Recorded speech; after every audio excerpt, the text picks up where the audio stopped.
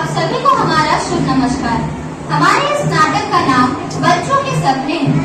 आज हम इस नाटक में आपको दिखाना चाहते हैं कि आज के समय बच्चों को किस तरह पेरेंट्स और सोसाइटी के द्वारा टॉर्चर किया जाता है, और यही सब कारण है जिसकी वजह से हमारे देश में युवाओं के सुसाइड केस बढ़ते जा रहे हैं। हमारे देश में दर्ज की गई वार्षिक युवा आत्महत्या दर महिलाओं में प्रति 1 लाख पर 80 और पुरुषों में प्रति 1 लाख पर 34 है। आज हम इस ऐप के माध्यम से हम आपको सिखाना चाहते हैं, बताना चाहते हैं कि पेरेंट्स अपने बच्चों पर दबाव ना डालें, बल्कि वो उनकी मेंटल हालत को समझे और बच्चे भी छोटी छोटी बातों पर आत्महत्या जैसे बड़े अपराध को ना करें। तो चलिए शुरू करते हैं। हमारे इस नाटक की मुख्य किरदार, जिसका नाम सौम्या है, उसका किरदार निभा रही है निशा शर्मा। सौम्या की अंतरात्मा की आवाज बनी है सृष्टि भदानी। सौम्या की माँ तथा उसकी शिक्षिका बनी है पीहू विश्वास। और हम सभी जानते हैं कि समाज में 4 लोग जरूर होते हैं जो हमेशा हमें नीचा दिखाने के लिए तत्पर रहते हैं। मैं समाज के उन्हीं 4 लोगों का किरदार निभा रही हूँ और मेरा नाम है बबली वर्मा। तो चलिए शुरू करते हैं। बच्चों जैसी नालायक लड़की मैंने कभी नहीं देखी है। मुझे लगता है ये लड़की पागल हो चुकी है। इसे पागल खाना भेज देना चाहिए था। सौम्या बेटा, तुम्हारी प्रॉब्लम क्या है? ना तो तुम्हारे मार्क्स अच्छे आते हैं और ना ही तुमसे कोई काम ढंग से होता है। ये बड़ी हो गई है, फिर भी ना ही कोई समझदारी किसकी निशानी है। जहाँ जाओ वहाँ हमारा नाक कटवा के आती है। हे भगवान, इसे हमारे घर ही पैदा करना था क्या? नालायक बेटी कहेगी। चुप चुप चुप। कितना दुख सहेगी तू सौम्या? कब तक अपनी आवाज को दबा कर बैठी रहेगी? क्या है ये? बस बहुत हो गया। सौम्या, तुझे याद है आखिरी क्लास में तूने मैथ्स का टेस्ट फेल किया था और पापा ने तुझे मारा था। उसके बाद से तो ना तूने कभी मुझसे बात करी, ना किसी को कुछ समझाया, ना बताया। तू सौम्या दुनिया के हिसाब से चलते चलते तो खुद को भूल चुकी है सौम्या। अरे हमारे हिसाब से नहीं चलेगी तो और किसके हिसाब से चलेगी? इस दुनिया में रहना है तो हमारे ही हिसाब से चलना होगा। सौम्या, तू अपनी आइडेंटिटी भूलती जा रही है। तुझे याद है सौम्या, जब टीचर ने तुझे कुछ समझाया था और तुझे नहीं समझ में आया था, क्या कहा था तूने सौम्या? क्या कहा था? नहीं याद आ रहा? अच्छा, ये नहीं याद तो ये तो जरूर याद होगा जब मम्मी ने पूछा था इस साल को समर वेकेशन में क्या करेगी, क्या कहा था तूने? ये नहीं याद तो ये तो जरूर ही याद होगा जब मम्मी ने तुझे सामने आकर बोला था, सौम्या आज रिश्तेदारों के घर पार्टी में जाना है, तू चल रही है ना? तो तूने क्या बोला था सौम्या? नहीं याद आ रहा? मैं याद दिलाती हूँ। तो चलिए अब हम देखते हैं कि सौम्या की अंतरात्मा कैसे उसे याद दिलाती है कि सौम्या के साथ कितना गलत हुआ है। Students, have you understood? And you Saumya, have you understood everything? Saumya, please बोल दे सौम्या, तुझे नहीं समझ आ रहा है सौम्या। कितनी दफा अपनी आवाज को दबा कर बैठी रहेगी सौम्या? प्लीज बोल दे, just say please।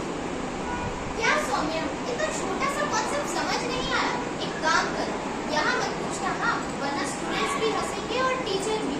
एक काम करो, तुम घर जाके खुद सॉल्व कर लेना, समझ में आ जाएगा। अरे कम से कम यहाँ तो अपनी बेइज्जती मत करा सौम्या। So, सौम्या, तुमने क्या डिसाइड किया है इस बार समर वेकेशन में? सौम्या, तू मम्मी को बता देगी तो इस बार पेंटिंग करेगी। तू एक बार मम्मी को बता देगी ना सौम्या, फिर तुझे इजाजत मिल जाएगी और तू जी भर के पेंटिंग कर पाएगी। सौम्या, तू बोल दे मम्मी को। ये पेंटिंग शेंटिंग में क्या रखा है?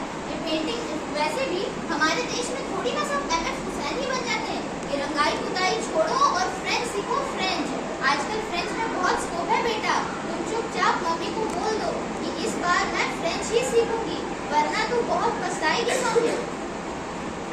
मम्मी, समर वेकेशन में मैं फ्रेंच सीखूंगी। सौम्या बेटा, आज हम लोग रात को रिश्तेदारों के घर जाना, तो प्लीज लास्ट टाइम की तरह हमारा वहाँ नाक मत कटाना।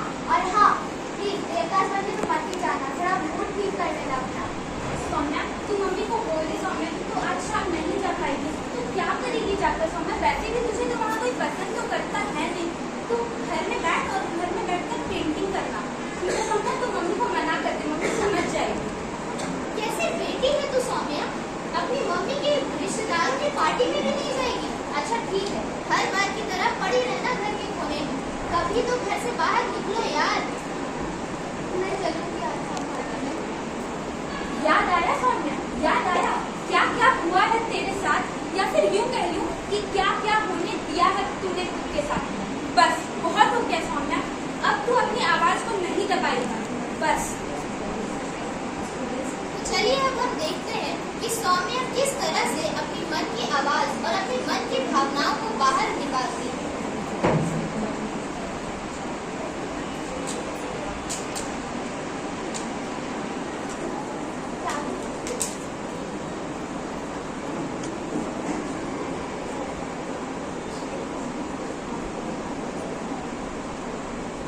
मैं नहीं जीऊंगी, जब मैं अपने हिसाब से चल ही नहीं सकती तो मैं जी के क्या करूंगी? बिल्कुल नहीं। क्या मैं एक मौके की भी लायक नहीं हूँ? एक मौके की भी नहीं। मैं खुद को एक मौका तो दूंगी सौम्या, मैं खुद को एक मौका तो दूंगी।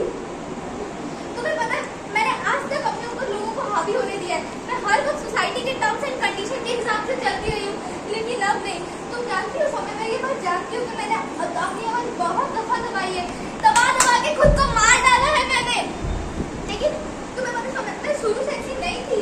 मैंने शुरू से बहुत कोशिश की कि मैं किसी को समझाऊं, किसी को बताऊं कि कैसा फील होता है, कैसा लगता है मुझे, लेकिन किसी ने मेरी बात नहीं सुनी, किसी ने मुझे नहीं समझा। खुद को मार डाला है मैंने। लेकिन मैं शुरू से ऐसी नहीं थी। तुम्हें पता है, मैंने शुरू में बहुत लोगों को समझाया कि मुझे कैसा लगता है, लेकिन किसी ने मुझे नहीं समझा, किसी ने मेरी बातों को नहीं सुना। हाँ, बस एक बार मम्मी ने पूछा था कि क्या हुआ बेटा, कैसा लगता है, क्या बात है, बता सौम्या। मैं वहाँ बैठ के अपनी मन की सारी बातों को समेट रही थी और मैं मम्मी को हर चीज समझा देना चाह रही थी कि कैसा लगता है। मैं मम्मी को भी समझने की कोशिश कर रही थी ताकि मैं उन्हें समझा पाऊँ कि मुझे कैसा लगता है, कैसा फील होता है। मुझे अजीब लगता है, मुझे डर लगता है, हर छोटी चीज पे घबराहट होती है, मुझे दम घुटता है मेरा। मैं ये सारी चीजें मम्मी को उस दिन बता देना चाहती थी, पर मम्मी वहाँ से मुझे बेवकूफ लड़की कह के चली गई। उस दिन मानो जैसे मैं अंदर से टूट गई थी। मैं उस दिन कमरे में रात भर बैठ के रोई थी। लेकिन उसके बाद फिर अच्छा तुम्हें बताओ सौम्या, लोग कहते हैं कि जब चोट लगे तो हॉस्पिटल जाओ, पढ़ाई में दिक्कत हो तो ट्यूशन जाओ, लेकिन कोई ये क्यों नहीं बताता? जब खुद को ही नहीं पता क्या हो रहा तो कहाँ जाए? क्यों नहीं बताता कोई ये बात? मैं बहुत परेशान हूँ सौम्या, मैं बहुत थक चुकी हूँ। मुझे बिल्कुल समझ में नहीं आता है कि मेरे साथ क्या हो रहा है। तुम्हें पता सौम्या, सिर्फ एक चीज जो मुझे खुशी देती है और वो है पेंटिंग। मुझे पेंटिंग करना बहुत पसंद है। मैंने सोच लिया कि मैं मम्मी को इतना समझा दूंगी कि मुझे पेंटिंग करना है। तो वो सीलिंग में है सौम्या, उस पर मैं अपना आसमा बनाऊंगी और उस खिड़की के सामने से मेरा सूरज निकलेगा और उस बड़े से दीवार पे मैं एक पेड़ बनाऊंगी। मुझे पेंटिंग करना बहुत पसंद है सौम्या। मैंने पेंटिंग सीखने की बहुत कोशिश की पर मुझसे नहीं हो पाया। मैंने अपना 100% दिया पर मुझसे नहीं हुआ फ्रेंड, मैं नहीं सीख पाई फ्रेंड। इस बार मैंने सोच लिया कि मैं मम्मी को बता दूँगी, मम्मी को मुझे पेंटिंग करना है। मैं मम्मी को इस बार बता दी दूँगी कि मुझे पेंटिंग करना है। जोर से निशा लौट ले। तो चलिए अब हम देखते हैं कि यह सब समझने के बाद सौम्या की मानसिक हालत में कैसे बदलाव आता है और वह किस तरह से अपनी जिंदगी को सुधारती है। Go forward Saumya, go forward. नहीं सौम्या, इसकी बात मत सुनिए, तुम्हें भड़का रही है, मेरी बातों को सुनो। मुझे समझ आ गया है कि मुझे कौन भड़का रहा है। Very good Saumya, I am proud of you. आप फिर से माथा खराब करने के लिए आ गई तो? नहीं, मैं आपसे कुछ कहना चाहती हूँ मम्मी। मैं आपसे कहना चाहती हूँ कि मुझे फ्रेंच नहीं सीखना है। ये क्या कह रही हो सौम्या?